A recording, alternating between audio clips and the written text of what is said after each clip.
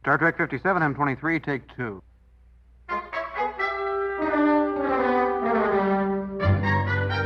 It's got Star Trek. Episode 88. Enterprise, Season 1, Episode 13. Dear Doctor. Captain. I'm going down to the Valakian hospital. Sir. It would go against all my principles if I didn't ask you to reconsider what... I have reconsidered. I spent the whole night reconsidering. And what I've decided goes against all my principles.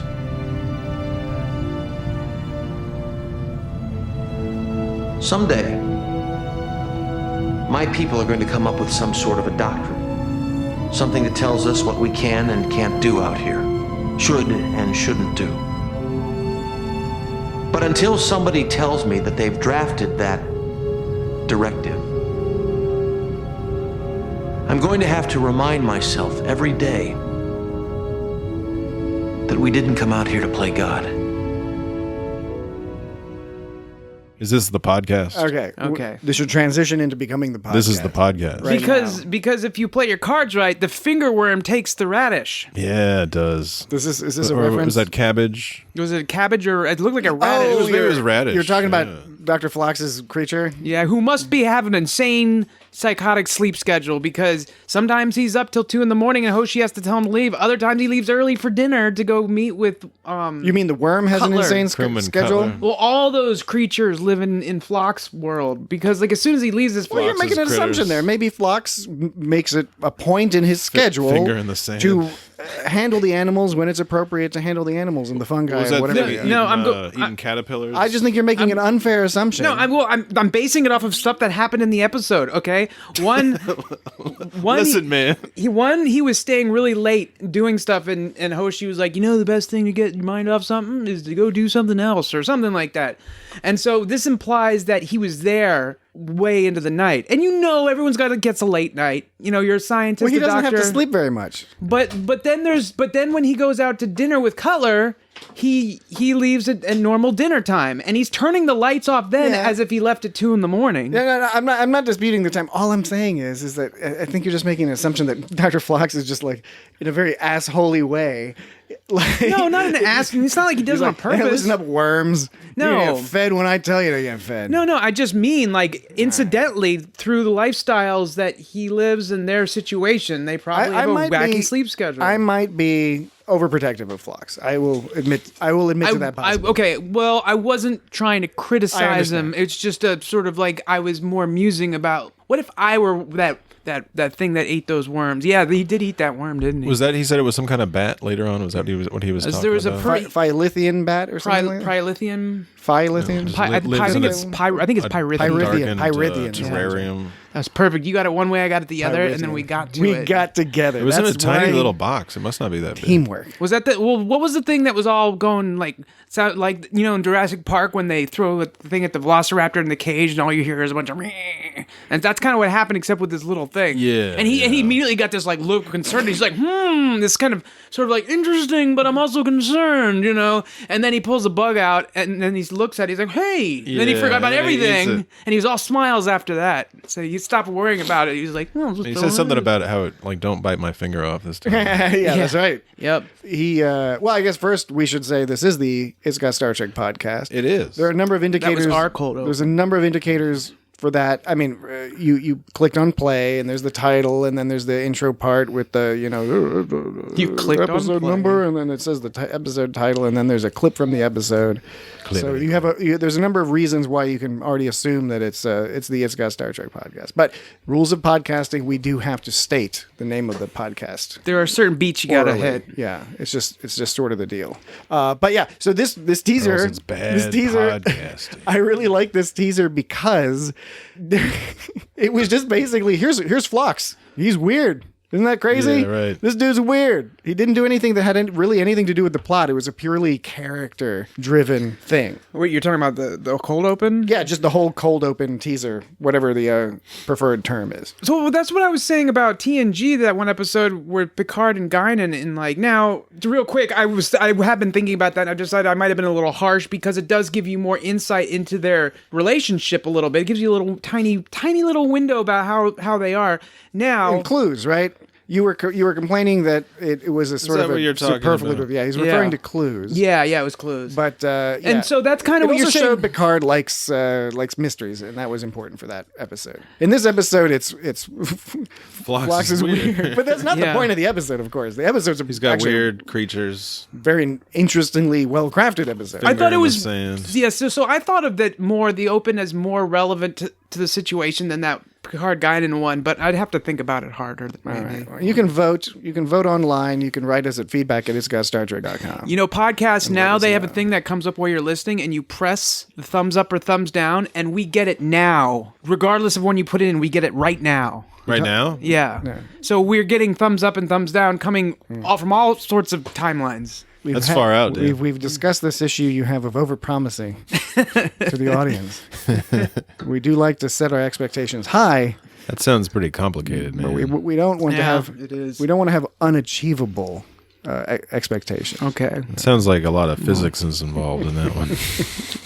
They probably use the lack thereof. they use the word quantum like a lot. Oh, I bet. Like Okay, 7 totally. times, maybe 8. So anyways, yeah, so we were talking about there was the likes, what we're talking about, because you invented that shit. you were addressing the audience or something. No. We were talking now about button. which we still haven't gotten to. This is still the introduction. This is a sneaky introduction. Sneaky This is episode. What episode is this? 88. Wonderful seduction. It's going to be a Sneaky. long road getting there. I think it's Yeah. episode 88 of the podcast, and we're talking about Dear Doctor from Star Trek Enterprise, the first season. Again, you already know all this going into this, Dr. Phlox. and we've already described the teaser. But the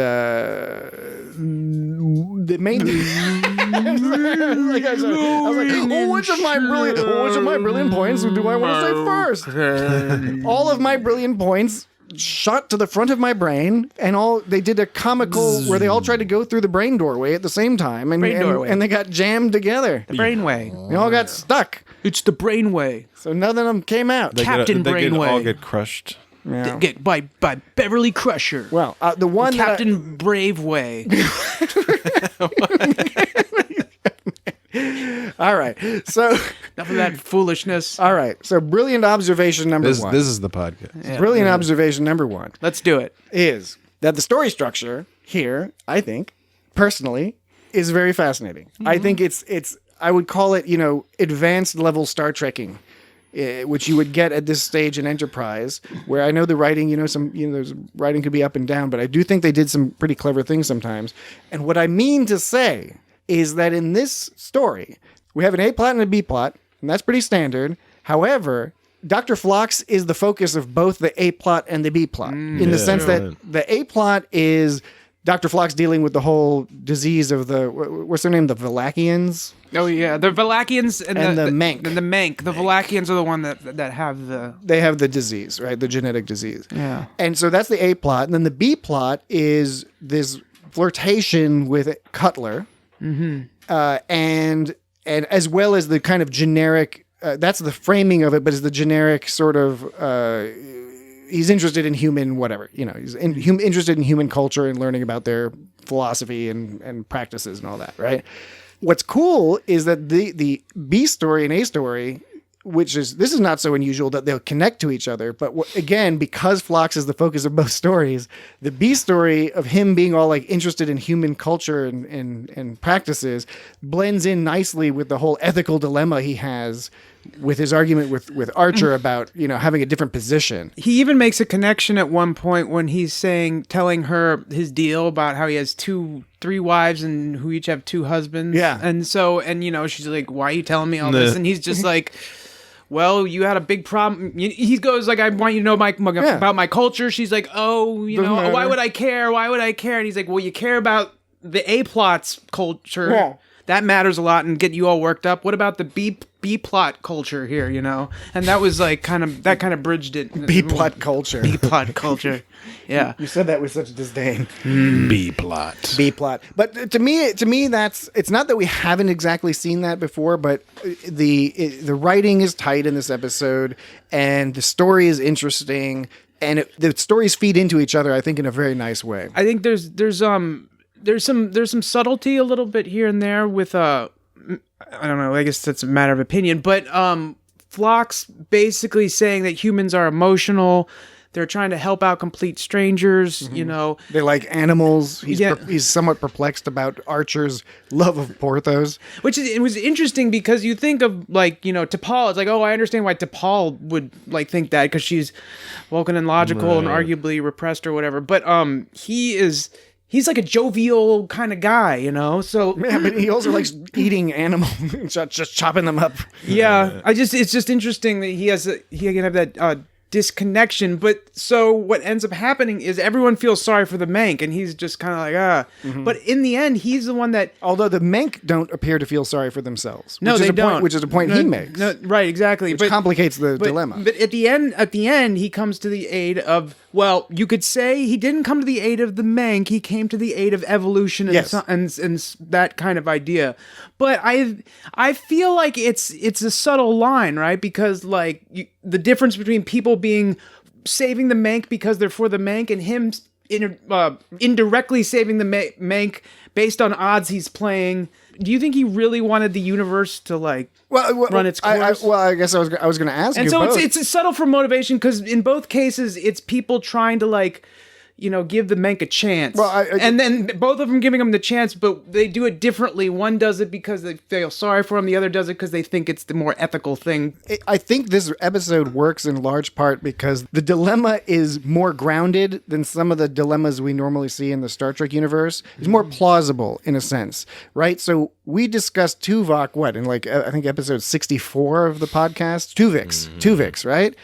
And that's a great episode with a great ethical dilemma, because it brings up all sorts of interesting philosophical questions, but the actual dilemma is not a plausible dilemma. Fusing two friends together and creating a new friend is not something that actual humans are likely to deal with. But the idea of what do you do with two species, that's more plausible, not only in we could come across that, but you could think of it in terms of two sets of, and this has happened in real life you have two endangered species that live in an ecosystem, and one of them's got to go. It's like they're killing each of themselves, or they're out competing, whatever. Or you let evolution do it. But the point being is, do you save the thing that's dying out because it's being eaten by the other thing, but the other thing's endangered too? You know, so it's an existing thing. So I think that's part of what's interesting about it is it's plausible. It's something like people might encounter something similar in their life. Yeah, they bring up the point, and this point's been brought up by things before. It's not so subtle, I guess, but the idea of whenever you're saving a life with your medical tricorder or whatever they had back then, that's I can't remember the answer they gave to that, but no, I agree. Actually, I think Phlox gave a really good answer, which is to say this is different because of the Mank. Right? Yes, of course. If somebody evolves, you have to think of it this way in terms of evolution. There's no separation between what people create, their technology, and evolution. They evolved to create that technology. That technology is a product of their evolution, right? And as such, medical interventions and all that again is a product of their evolution. Here, where it's different in a sense, or arguably different, you don't have to agree with this, but arguably different, is that you have two groups of people on the planet. One of them appears to be dying out, and one of them appears to be getting more quote-unquote advanced. And we're going to talk in a second about a little bit of the problematic sort of language they have here about linear evolution or believing in such a thing. But for the moment, let's just say, okay, that's the situation. You make a choice, and it's not that you can't make a choice. It's you're making a choice of action or inaction. Action is going to benefit this specific group, potentially causing problems that would not have happened to this other group. But at the same time, if you choose to do nothing, then you are letting this group, which you know you can help right now, you're letting them potentially die off and go extinct. So that's the crux of the dilemma. And I like all good ones, I don't think there's an easy answer to it, right?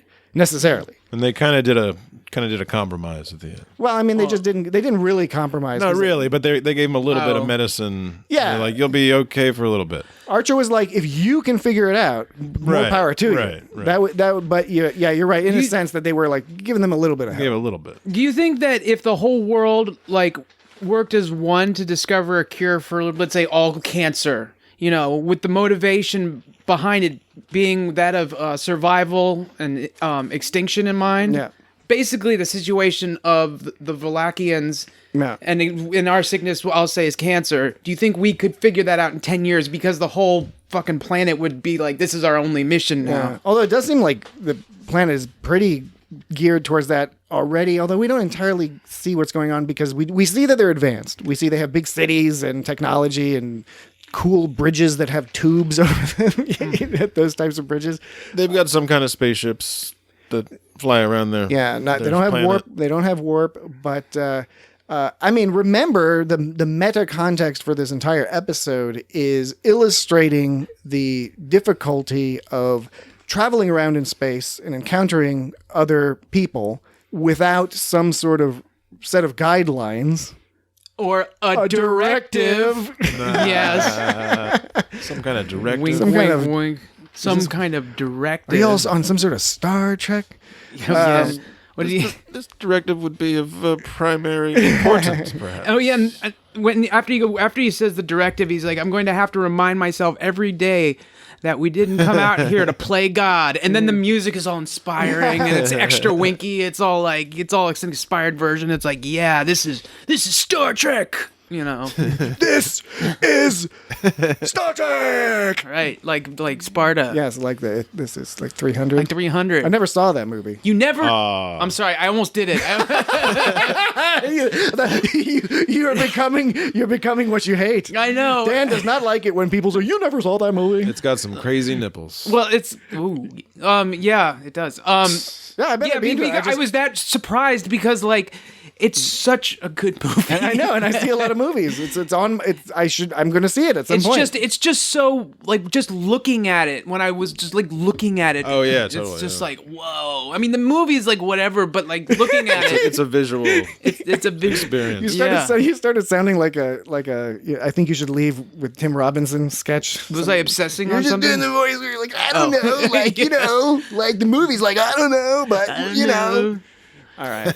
Was that one about eating paper to prove that? Yeah, Steve Young didn't wash his hands. Or whatever. Yeah, it's a good show. Go check it out, folks. I Think You Should Leave with Tim Robinson on Netflix.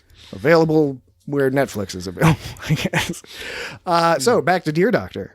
Dear Doctor. Dear Doctor. Dear Doctor. We have this interesting ethical dilemma, but on the flip side, you also have this Cutler romance thing.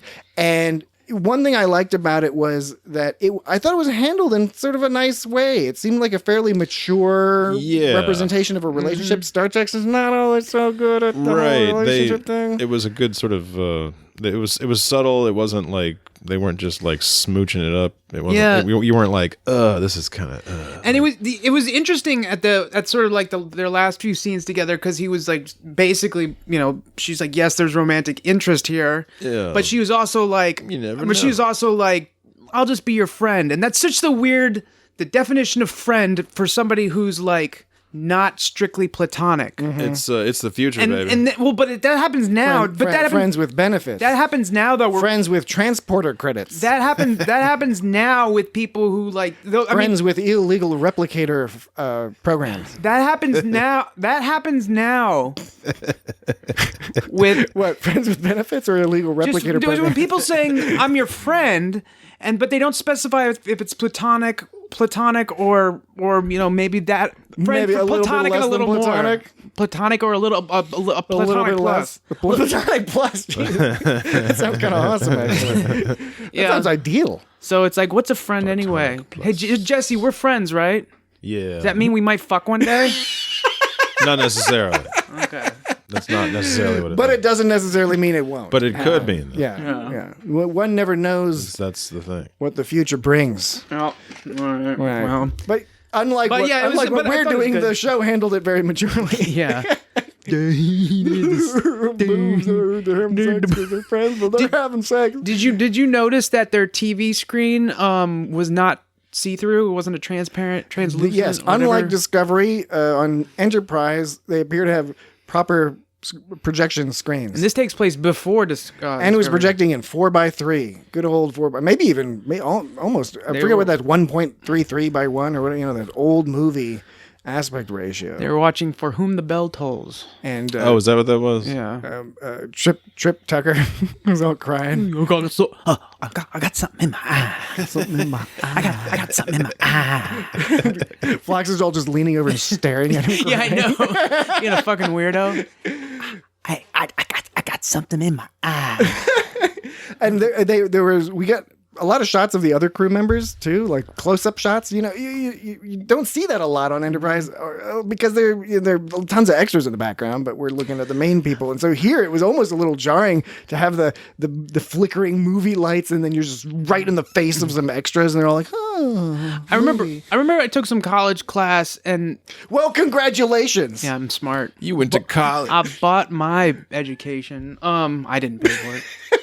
I didn't get educated. What am I even talking about? He keeps bragging. I went to college. I didn't pay for it. I didn't go to college. This is a ruse. Anyways, like there was we were coming up with paper ideas, and I was able to what paper I wrote was on watching the people watching movies in theaters. So you're watching the watchers. I don't know how he gave me a good grade on that, and I don't. Who watches the Watchers? It's like you watch the people watching the movie, and I That's just Bobby Hill in it. Is that what? I just was watching a bunch of movies, but Did you watch people watching the movies? I tried, but it was just like they're all just kind of staring at the screen. So, So did you? But did What you if I sit in the- watch you watch it? I watched you watch it. What if you sat? Did you sit in front of a movie theater? Like, did you put a folding chair in front of a Facing the movie other theater? direction. And just sit with your arms crossed and I staring did at not people? have the balls to do that. No, These I are- mainly just watched see- movies. That's why I think I mostly bullshitted that thing. I think there's something that you probably could write, but I didn't do a good job on that. Well, you got to aspect call of up. it. You got to call up Dr. Phlox because he's an expert. He can do it in audience, Mm-hmm. and without annoying too many people. He did seem to be annoying Cutler a little.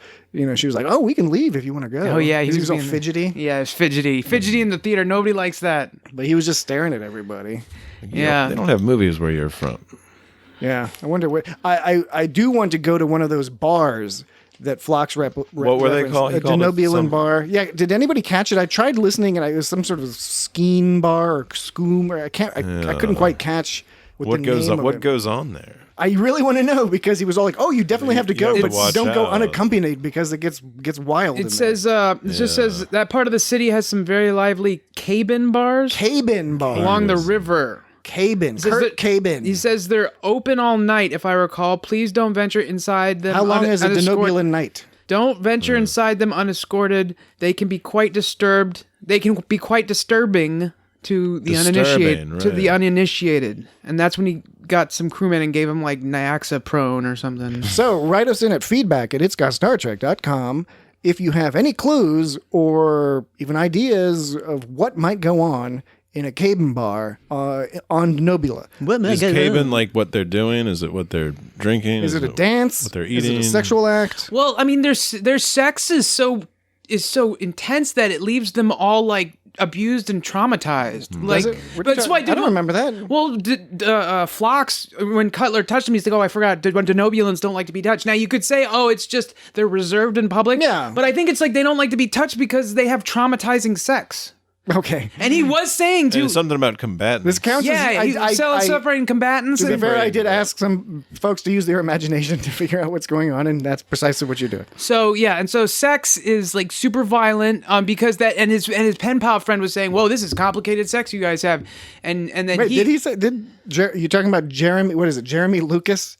Yeah, he was. Which, by the way, is the most hilariously human name. I bet it took them weeks to come up with that name because they're like, what's the name? Is this the most human sounding name? And then eventually, after just tons of alcohol and just trying to figure it out, they're like, somebody was like, Jeremy Lucas. William Vorkon. No. no, William Vorkon does not work.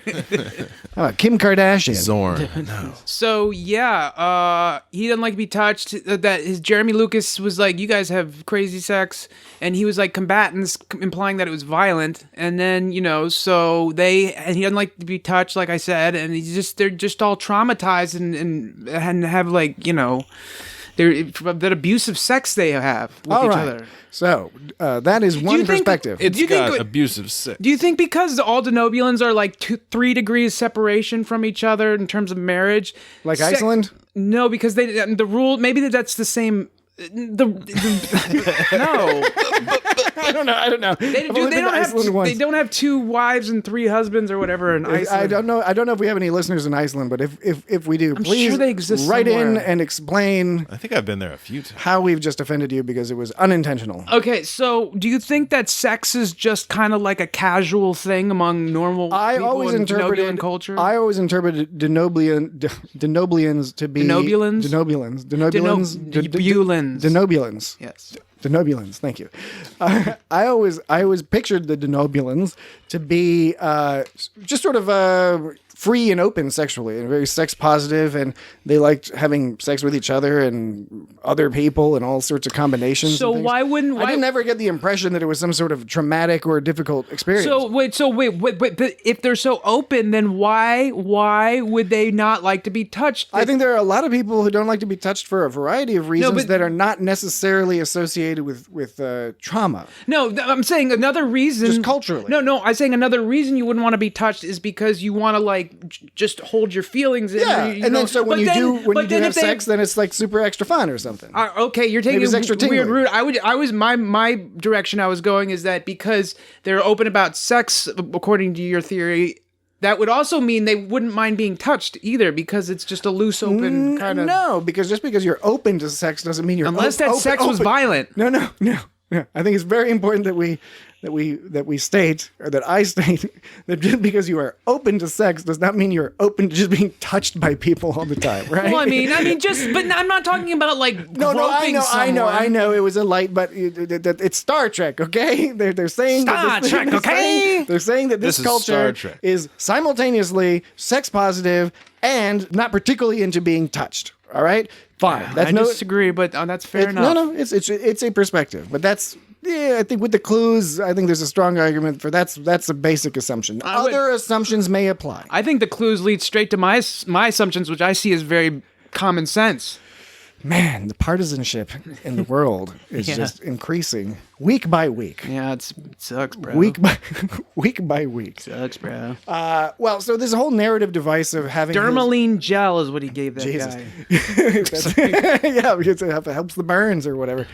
But the narrative device of this letter to Dr. Lucas was cool. I enjoyed it. It's nothing particularly brand new, but it worked well in this episode. It made me fucking think of Shawshank Redemption. Like the whole thing, like when, and then even some of the music at times when he was talking, it was all sounding like, I can't do the fucking Shawshank Redemption music. I was like, that's super, yeah. You know what I'm talking about, though. And then you know Morgan Freeman's all narrating. Yeah, and Shawshank Redemption has what's his name, who was in Desert Crossing in Enterprise. Oh yeah, hey, you come to need food, honey. You play lacrosse in the desert with your shirt off. He's on SpongeBob. Is he on Spongy Boo? He is on Yeah, SpongeBob. he's the crab guy. Yeah. Mr. Crab. Mr. Crab. Everybody knows who he is. I know who he is. He was also in. No, he wasn't Highlander. Dexter. He wasn't Dexter. It was something else. He was in. So anyway, Raiden was in Highlander. so this is all about Shawshank Redemption and a separate episode of Enterprise, which we covered way back when. I Long can't ago. remember. It was like in one of the teens early or ones. something. One Early, of the- I don't early recall. On, we covered Desert Crossing. I don't recall. No, but this narrative structure works very well. I did notice though that kind of towards the end, like in the last half of the episode, the letter writing thing kind of just goes away for a while because now they're Oh They have other stuff to occupy the time. So just for a while, the letter is just not mentioned. Why are they writing letters? Okay, pen pals. So why did that girl have a pen pal on Earth? Well, you can have a pen pal on Earth. That didn't puzzle me. Are you talking about Hoshi? Yes. Yeah, Hoshi had a pen pal in Brisbane, Australia. And she's, perhaps somewhere in North America or something. Perhaps. Don't they have just speaks some kind with of a North like American accent? some sort of planet-wide communication net you can just Okay, this is why it's all confusing to me, because I didn't even think of that. Right, I was just like, okay, that's fine, no problem. Pen pal in Brisbane, Australia, no problem. Brisbane. So Melbourne, Brisbane. Melbourne. No, don't do that. Our Australian listeners do not like it when people say shit. Melbourne. Oh, they're probably sick of people making that joke Melbourne. Hello. Oh, we're from America. We've just arrived in Melbourne.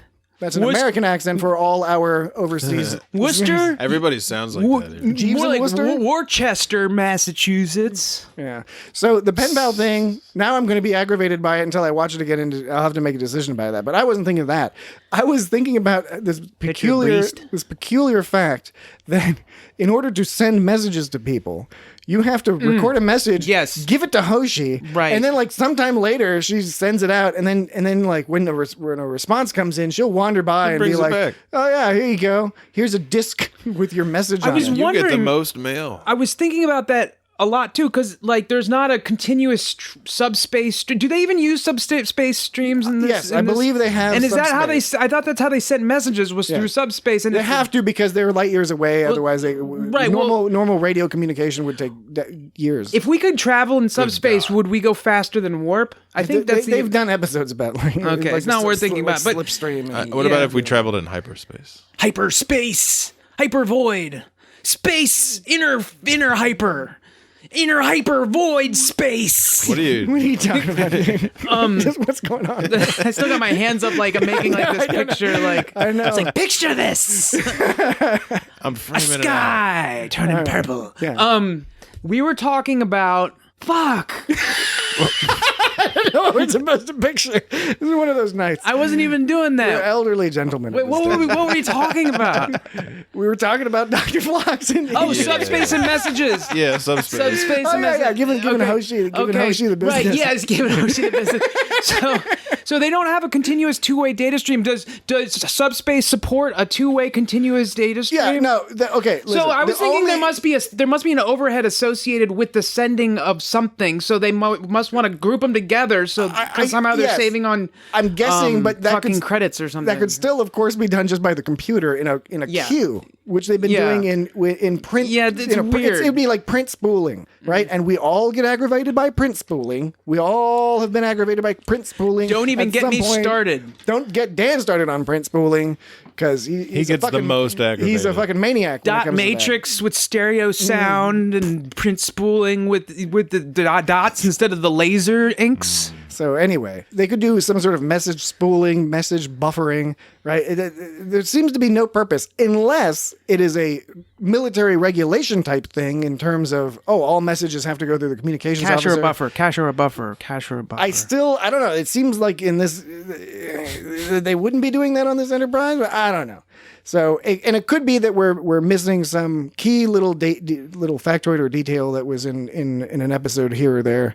So write us in at feedback@itsgotStarTrek.com. Why are they writing letters? And set us straight on that do you particular think topic. they specifically were trying to promote the imagery of like delivering mail and having a pen pal, or do you think it was totally accidental and unrelated, and they just didn't really predict the No, future? 100%.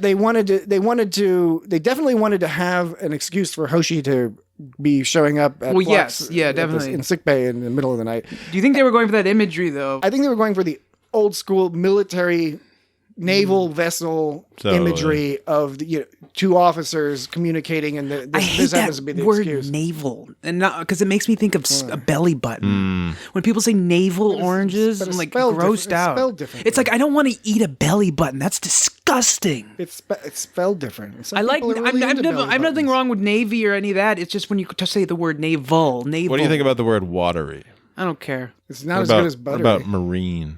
Marine. I don't give a shit about. What about that. what about Wankel rotary engine? I never heard that word. It's a type of engine About Grady White. that instead of having like the pistons in line, it's kind of you got to look at a GIF. Well, I know it what only a- makes sense if you look at a GIF. I know what a rotary engine. Very efficient. I know You what a gotta rotary. look at the GIF, man. I know what a rotary engine is because I think Mazda's used to have them in like Yeah. 2012 or Wankel something. rotary engine. I didn't know there was a Wankel. Wankel was the one who invented it. I didn't believe. know that. That part I didn't. Wankel warp drive. Was it Periwinkle Blue? Periwinkle blue. No, it wasn't. Was it burnt sienna? That was a weird voice.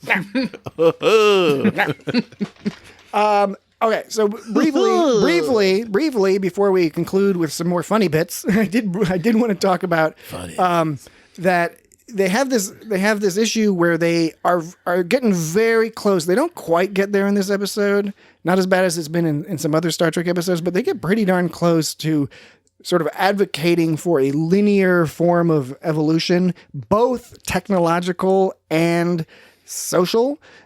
Which is problematic in the sense that it's not true. And it's also that a lot of plots will rely on this. And this one kind of does, because it's Dr. Phlox is kind of saying, well, the Menk are getting smarter and these dudes are getting sicker. And that's one of his excuses. They're getting smarter, Right. and they're just getting sicker. But the examples were all like kind of like, it's like, well, and he was like, okay, the thing about he's sorting out the samples based Yeah, that by was cool. family, and well, of course they're keeping track of stuff like that. It was also How do you think they knew that when the Manx started speaking English words? How did they know that their universal translators didn't just it's start the same taking problem. We in- discussed this last week, I think, didn't we? Or the week before? Recently, we discussed. We did talk about universal, something about the universal which is like something so not really worth talking about in Star Trek It's not, because but it's so fun. because they don't even pretend that it's meant to be like reasonable. They don't pretend. They just pretend it doesn't exist. It's just this is how we talk. It makes things easier this way. Just trust us. The reason why it's potentially problematic is it's not problematic when T'Pol is racist or T'Pol is talking about lesser civilizations. It's okay for T'Pol to say that because she's a racist Republican. Jesus. Sorry. That was one of them slips. We're a non-denominational podcast here. Sorry. Because T'Pol is a racist Vulcan. A racist Vulcan. But people are okay with Vulcans being Vulcan. But that's her character, and that is where her character is in the first season. As part of her character growth is that she gets out of that, so that's fine. It's also I understand it when the leader of the Valakians is basically saying the same thing, being the benign dictator, kind of like, oh, we take care of them, they're cute, they're hard workers. We give them the shit. They're land. hard workers. We give them purpose in life, which is the episode shied away a little bit from and I know why, because it would have complicated the ethical dilemma. But when Phlox was saying like, oh, it's just different cultures, they could have had Cutler say something along the lines of like, yeah, we've had a lot of cultures use the excuse that, oh, we're actually helping these people because they would be wild savages if we didn't help them by giving them hard labor jobs to do and menial work. That excuse has been used to negative effect. I'll say the most human culture. The most fucked up thing they do is they don't let them grow on like fertile land. They make them live on shitty land. just so they can be more under their thumb or under their control or whatever. Well, it's hard. You could give them some funny wafers, maybe there's some other reason. Wafers. There could be another reason those were that's justifiable, but it's hard not to, without evidence. Otherwise, it's hard not to assume that it's exactly that. It's like when you have those overbearing parents who want to keep paying you money and we're making you rely on them, so you never out from under their thumb, right? So they avoided some important counter arguments to Phlox's position, I think. That's one point. The other point is, as I mentioned earlier, this whole idea of the linear evolution. The show, there's the characters who believe in linear cultural and technological evolution, but then there's the show. There's the meta philosophy of what is this episode of Star Trek telling you is the moral thing to do, or what is their moral position on this, right? And even if they don't settle on a specific one, they kind of settle on yeah, it's okay to encounter this group and leave things alone. Now, the thing that makes that a twist is if they had helped them, they would have been helping the dominant society, the oppressors. If they are oppressors, which they aren't necessarily, but they would have actually been helping those people. Right. And by not acting, they're not helping the Menk, but they are, according to Dr. Phlox, like letting things go in a way that the Menk have an advantage. That's what I was saying about how the people on Cutler and all the people. Cutler was basically just sort of like there to let you know what the people in general thought on that, which is they feel the Menk were deserved to be free or whatever, or deserved more than what they had, and so right. It's funny because like Archer. Like, who was other than Archer was arguing to help the Valakians, actually, Because, like, no... T'Pol didn't seem that into it at that stage. Yeah, certainly not with the warp drive. Yeah, T'Pol... Because, they wanted warp and, yeah. But it seemed like the general group of people wanted... Yeah, they wanted the Mank to win. And then Phlox wanted the Mank... No, we already had that discussion, but it's just like they kind of ended to have... We're sort of on the same side of the same ends. Mm-hmm. The side of the same ends, but their reasons for it were different. Yeah, Archer basically was like, okay, I buy into the argument that we shouldn't be meddling around, but I can still root for the people to find a cure, because he was imagining, justifiably, if he was in the position where humans were about to go extinct, and he's going to be in that position in season 3 of Enterprise, dun dun dun, with the whole Xindi business, what would he do? I am Xindi. What would he do to accomplish that? We later find out some of the things he's willing to do to accomplish that. But at this stage, he identifies with the people who are trying to save themselves, right? Again, this is part of what makes that a very interesting story, because it's hard to go one way or the other. Now, that being said, there are, of course, a number of Star Trek solutions. Like, you could move the Menk to a different planet, or you could, whatever. You could do something. You could get together and be like, you know what? We don't have a solution today, but we are going to form a committee. We're going to send some people. We're going to think about this. We're going to debate with philosophers.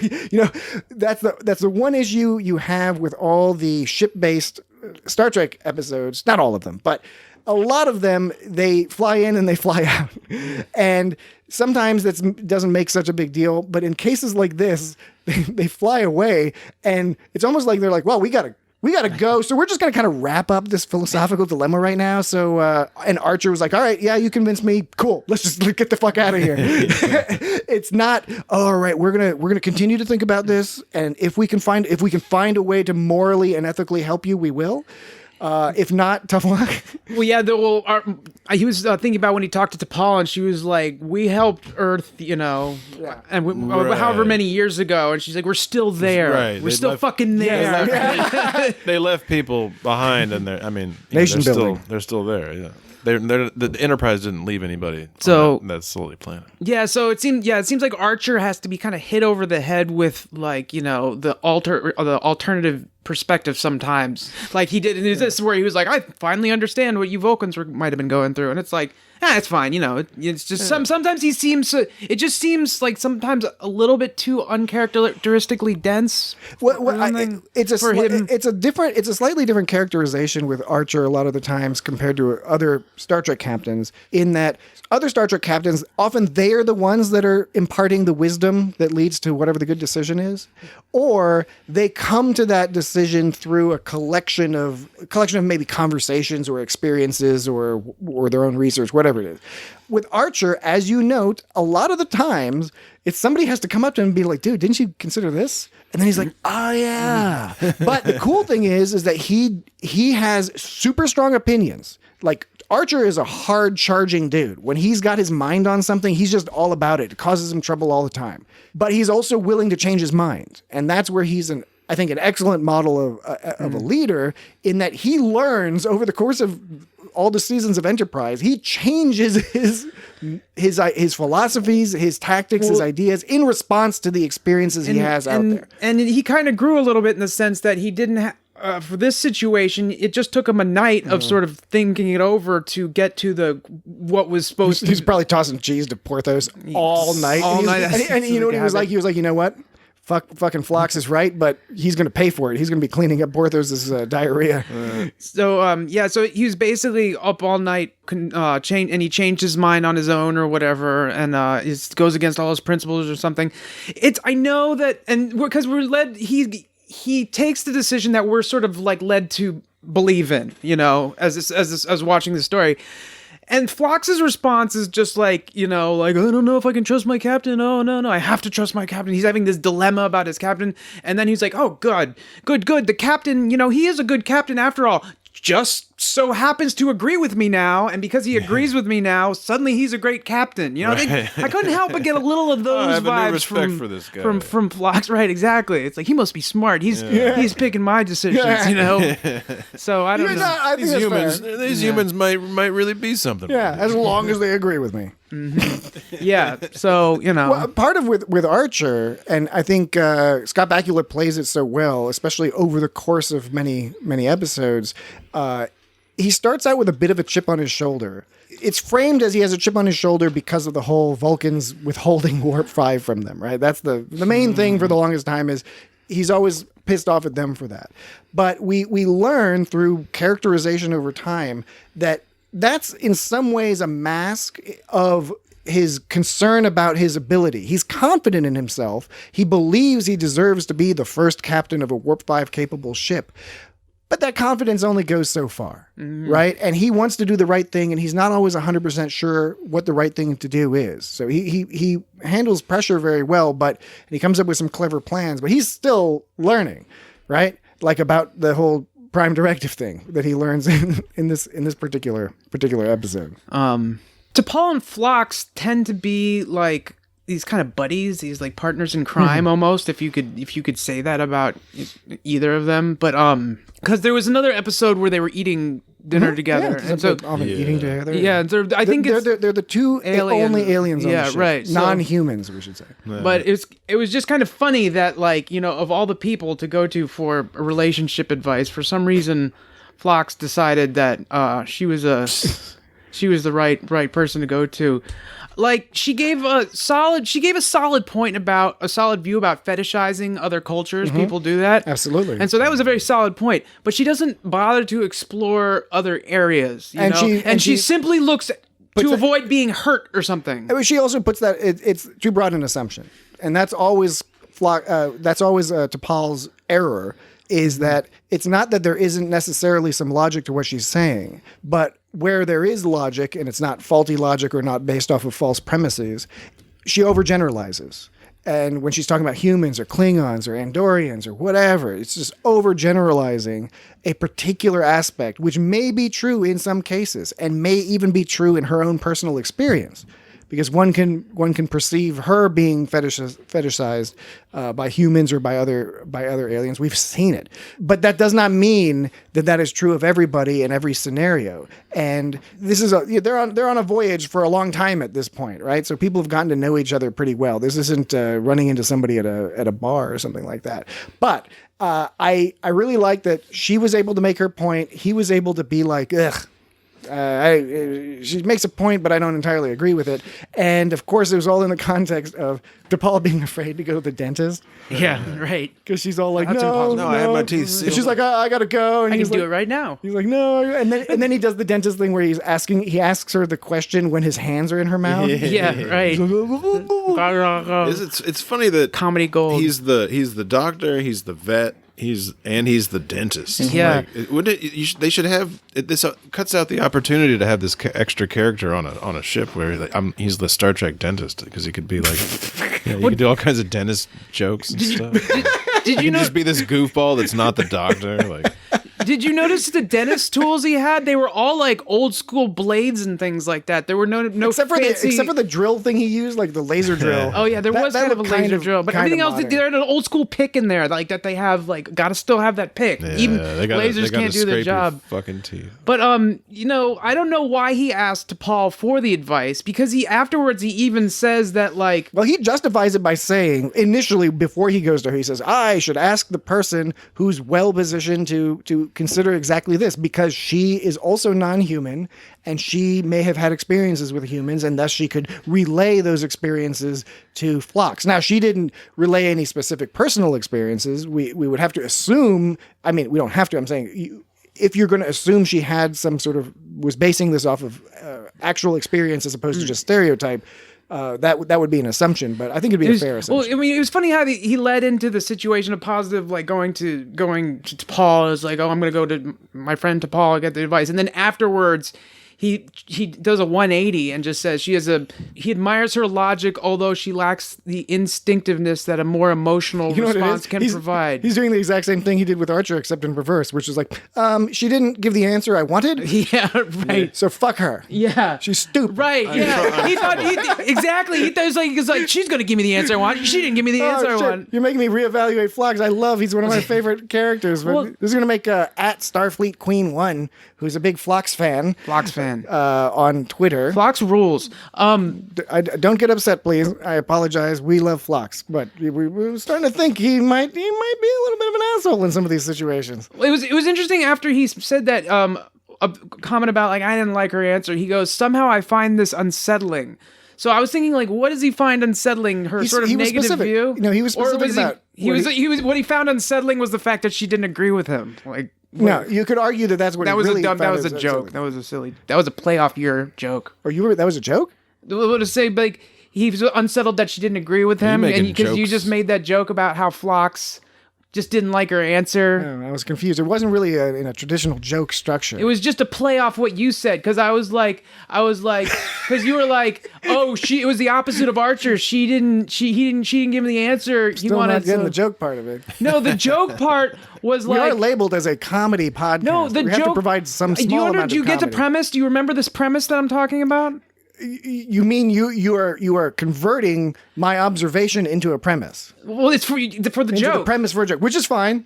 I will allow that. I've just not yet made the logical. Well, I'm trying to. Okay, I'm trying to. We've got the ha, but we don't have the ha ha. God damn it! If you just let me like speak, then I'm letting you. That wouldn't. We'll get both ha's. Anyways, but so you were saying that. Oh, she said something and he didn't like her answer. Haha, isn't that funny? That's why he said that, is because he just didn't like her answer. And then later I was like, it's funny. He said, somehow I find this unsettling afterwards. And I was like, what does he find unsettling? The fact that T'Pol doesn't agree with him, right? Because that's what you said. All right. So please write in at feedback at itsgotstartrek.com. It doesn't have to be a good joke. It was a joke, though. If you could explain how this... Are you serious that you don't get the connection I'm making? I don't, and I'm not saying there's not a connection to get. I'm not saying that. I'm saying at this moment, live on the air. I don't understand how... Jesse, do you get what I'm saying? No. No. Patrick said, I was like, why did Phlox talk nicely of her before? Then he got her advice and talk badly of her advice afterwards. Which is it? Oh, yeah. And then Patrick was like, oh, she did a reverse Archer, because instead of saying, I like him because he agreed with me, he's like, I don't like her because she disagreed with me. And that was a joke. That was a joke you made. That was a joke you made about Phlox's character. It was like a funny ha-ha moment. Because I'm trying to think of a joke that goes with reverse Archer. So, God, like it's some kind of sex thing. Is it like you point the bow and arrow backwards? Okay, so that's the joke. That's the thing we have going on right now, is that Patrick joked that the reason Phlox said that negative thing about her afterwards is because, she didn't like my answer. And so then I quipped. It was told humorously, but I don't think it's a joke. But it was a humorous thing. And then I quipped, the next thing he said was, somehow I find this unsettling. Yeah. What's so unsettling about what she said? I'll tell you what's unsettling.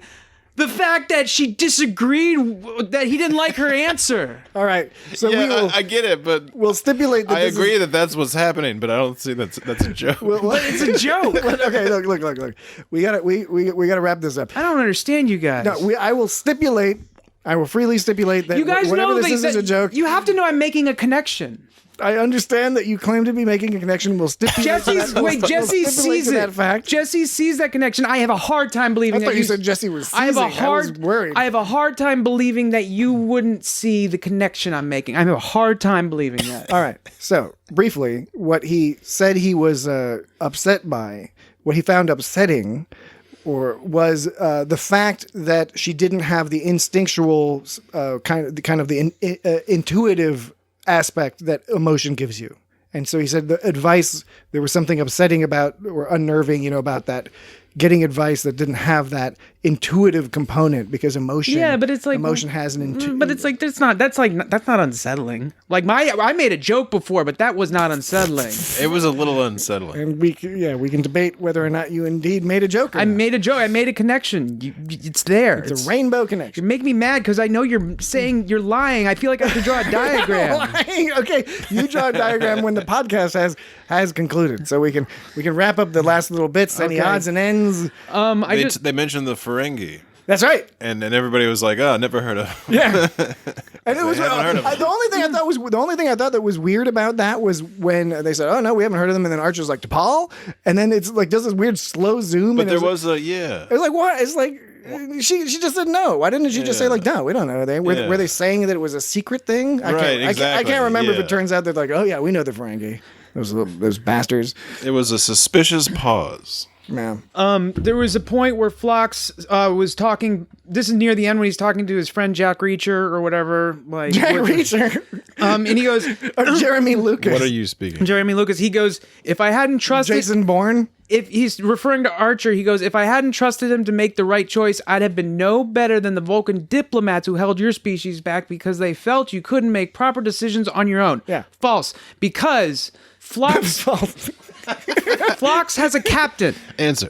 Phlox serves his captain, unless the Phlox wants to pull some doctor stuff or like the captain's being unreasonable. But in general, Phlox is like doing it for this greater purpose that he's aware of and fully on board with. It's understandable that the Vulcan diplomats, how they felt. It's understandable that they would withhold information like that. Phlox doing that would be completely unacceptable. So Phlox is wrong. His position is, if he hadn't trusted his captain, he would have been worse than the Vulcans diplomats. Totally, yeah.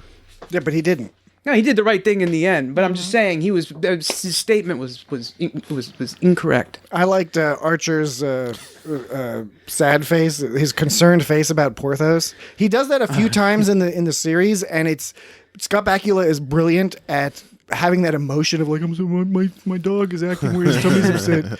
It's so sincere. It's so 100% sincere. I felt so bad for him. His face can make those kinds of faces. And Porthos looked totally fine. That was the funny part because it's common amongst dog owners. He's just bobbing along. The dog's like, oh, I'm fine. He's like, I don't know, something's wrong with him. He's just not himself. You ever notice how what are you talking about? The NX-01 has a distinctive hum, the background hum of ships. Now all the ships have a distinctive background hum, but the NX-01 Enterprise it's less comforting and it has kind of like this high-pitched whine. I really noticed it when I had my headphones on. I find it still has a narcotic effect. Oh, I agree. It's still comforting. I should say it's not that it's not comforting. I find it less comforting than TNG, which has a real soft. It takes longer to like knock your TNG. ass out. You can kind of sink into like a big old couch, big comfy, right, exactly, big, comfy 1980s. Those 1980s couches that were overstuffed, ridiculous. Not the ones that were all made from They weird were burlap. full of garbage. That's where we put all our garbage in the 1980s. Denobulans have a stinky sex odor, but that's not what I was going to say. He's saying there were strong pheromones. What were those? What are those fucking inoculars that T'Pol's looking through to discover that there are two faint life signs? Does it help darken the surrounding area to make crazy? It's the same thing Spock uses. Yeah, I know. And what's that? Why does he need that?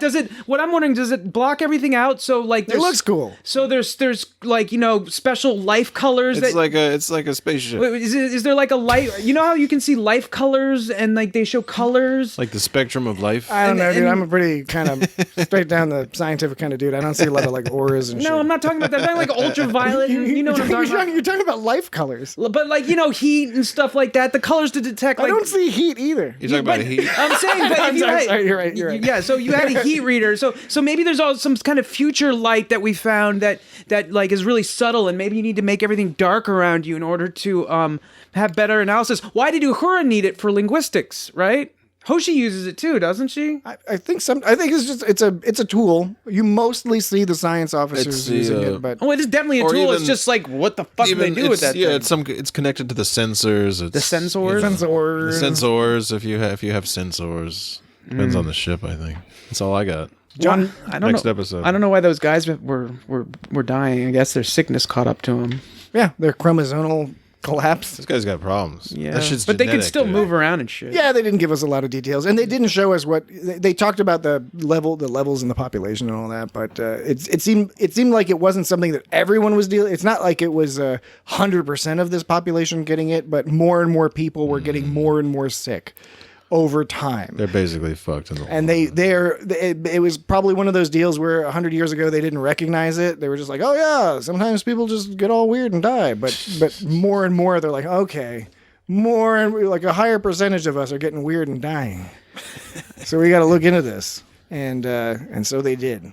There's a Menk in this episode named Lar, and I don't know which one it is. I found a little difficulty T. matching names of Mank. You know, some of them are just a Mank man and Mank woman and things like that.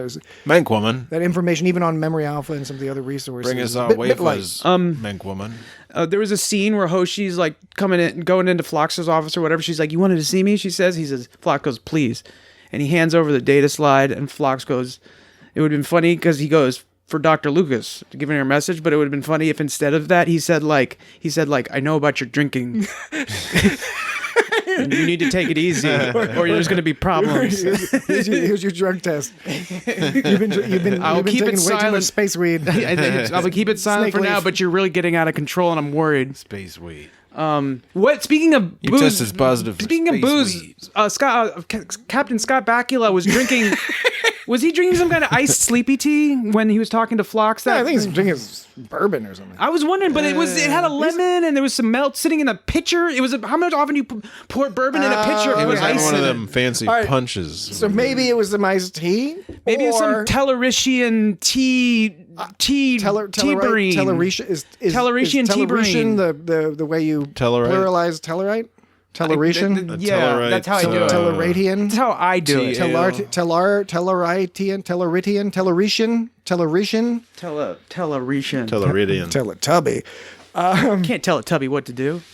What did you think of the the talking in Denobulan scene in the mess hall? Oh, yeah. I feel like I don't even want to imitate it because I'd be somehow offensive. Yes, yes, that is true. I agree with you. And I enjoyed the scene. It was cute, but I've seen this episode a bunch of times, and I always cringe a little bit at that episode. I mean, at that scene, not because of the scene being bad. It's just there's something about maybe I'm so shy about the concept of trying to talk to somebody in their language. I know Hoshi's a language genius, so she learns the languages really quick. But It's pretty silly sounding language. They did that whole joke where she thinks it was one word, Yeah. but she says another word. She did it with nostril. She said mating instead of dating, and she said they'd make a good washboard instead of a good couple. Oh, yeah. Eggplant's a fruit, but she said it's a nostril. yeah, Anyway, yeah. So she was doing that weird joke. bit They're doing hackneyed. that. That Bit hackneyed. hackneyed. Well, what about because how did it make you feel when the Mank were talking their language though? Because that felt different. Because the Mank were all like Kol Toba. At one part they said "sí" or "no," like that's Spanish. yeah. Well, it is. I don't know. They were learning other people's languages. They were like Galdat, Pu, Kani, Volaki, Harada, Tiba, sí or no. The director and the production designers and all that, they had a tricky job in this episode in terms of how they characterized both the Valakians and the Mank, because to do this right, you want to not bias the audience in favor of one or the other. Now that's unavoidable, I think, to a certain extent, but they did seem to go out of their way to make all the Valakian characters pretty likable, right? And pretty you could understand where they're coming from. The leaders kind of whiny. The leaders, yeah, I mean, but they're dying. Come on. It's genetic. What are you They were gonna making do? things uncomfortable when he kept asking about that warp drive over and over. It's give like, me that- give you it gotta give me up. that You're warp making me drive. feel oogie, man. But I think it's just hard to position it's hard to minimize bias when you have one culture that has all this technology and fancy suits and costumes and stuff with all sorts of like cool silver shiny material and all that, versus the people in the burlap sacks that are hanging out in what seems to be a much cooler place. So I think got sacks and funny haircuts. And one is the Menk seemed like that's the place you want to chill and party, but we don't know 100% because we didn't really get to see anything in the Valakian area other than the hospital where all the horrifying deaths and pain were going on. Deaths and pain. It would have been cool if maybe they had a meeting or something at a Valakian coffee house or whatever to make them a little bit more eat some green wafers. Relatable.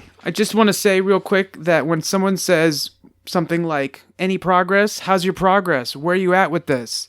Fuck that question.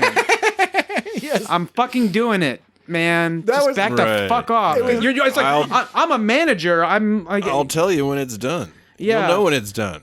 You'll be the first to know. It's like, Captain. Yeah, it's like, I mean, there's good management. I'm not saying management is bad. I'm just saying it just sound reeks so much of like, any progress? No. Well, work harder then. Management done. You know, it seems like the kind of like the stereotypical sort of. Or when the doctor is all do it faster.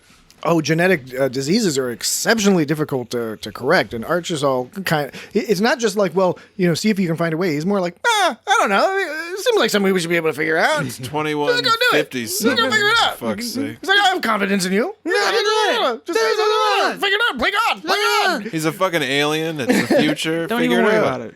Yeah, don't even worry about it. Don't even worry about it. Just go play God. We're picking and choosing. That's what we do. This is an accurate portrayal of human decision making. You can pick and you can choose, but you can't pick your friend's nose. That's a better saying. It's you can not. Chose. It doesn't. Did you It's say grammatically. chose? It's upsetting. It's horrifically upsetting grammatically. I don't like it. The other one is like you're all tensing up. I don't like it. Grammatically, The original it's not is my kind of sentence. Well, the original is you can pick your nose, you can pick your friends, and you can pick your nose, but you can't pick your friend's nose. noses. But I like mine, which is you can pick and chose, but you can't pick your friend's nose. You can't pick and You chose. can't pick and choose.